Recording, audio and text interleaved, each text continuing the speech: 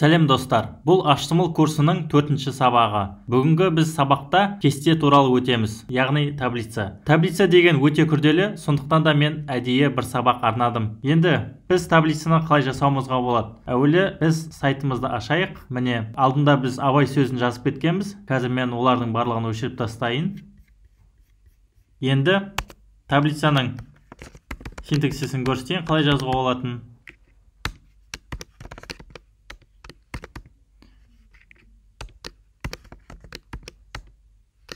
Бірінші table тегі жазылады, одан кейін tr тегі жазылады, одан кейін td тегі жазылады. Бұл иерархия сақталу керек, өйткені бұл иерархияны басқаша жазатын болсаңыз, онда синтаксисті бұзып жүресіздер. Tr деп отқанымыз ол жол, строка, ал td деп отқанымыз ол ячейка, орын. Қазір мен бірнеше td-ны көшірейін.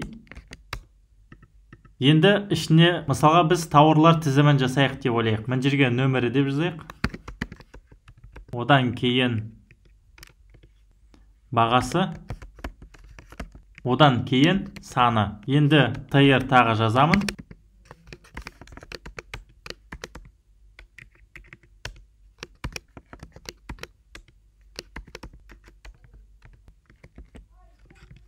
td1, td2, td3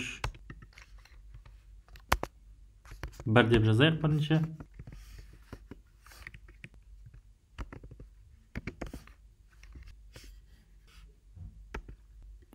Мына жерге тағы да бір тақырып қосып жіберейік, аты дейік оны.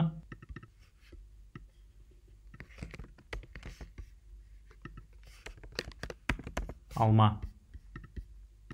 Енді тағы бір орнын қосайық. Алмұрт.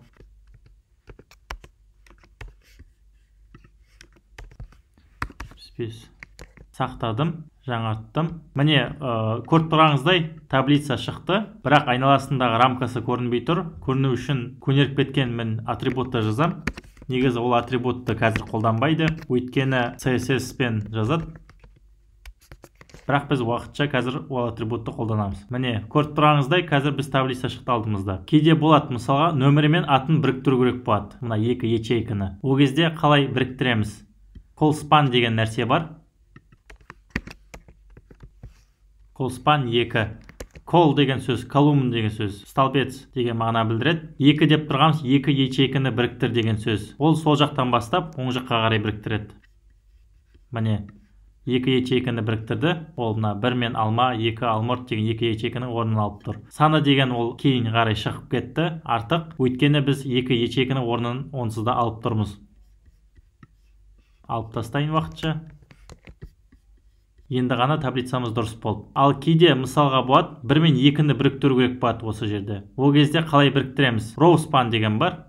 Ол жоғардан төмен қарай біріктіріледі. Көріп тұрғаныңыздай, 1 деген сан 2 ячейканың орнын алып тұр. Тағы да 75 саны сыртқа қарай шығып кетті, өйткені ол артық. Қазір мен 2 деген санды алып тастаймын. Сол кезде ол орнына келеді. Бағасының орнына енді бұл жерде саны болу керек еді. Міне таблицаның ең бастапқы синтаксисі осы.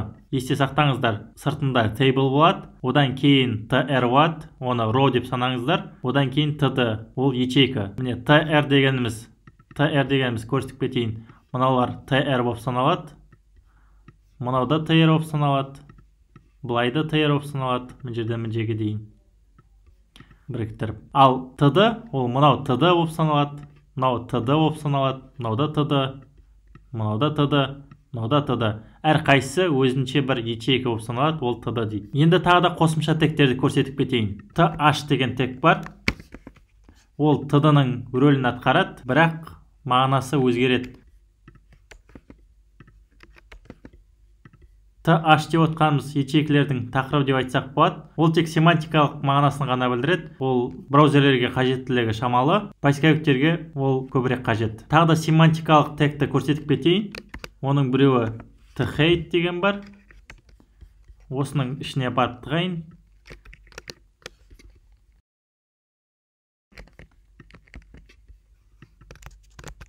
Бұл семантикалық тег болып саналады. Одан кейін мен the food деп айтайын. Оның ішіне екінші ячейканы тығып тастайын. Мына жерде row span'ды алып тастайық.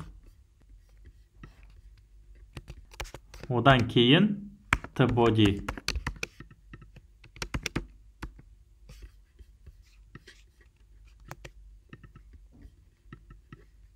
Мұнда бір ячейка жетіспейді. Қайтып орнына салып қойайық. Сақтадым. Қараңыздар, міне мен бірінші to food жаздым, одан кейін to body жаздым. Енді жаңартып қарайын. Көріп тұрғаныңыздай үстіндегілер қалың жазумен жазып тұр, бірақ алма астына шығып кетті. Неге? Өйткені мен to food деп оны белгіледім. To food'тар ең астыңғы жағында орналасады. Ал to body ол ортасында орналасады. Ал to hate жоғарғы жағында орналасады. Сонымен таблицамызды аяқтадық. Келесі сабақта кездескенше.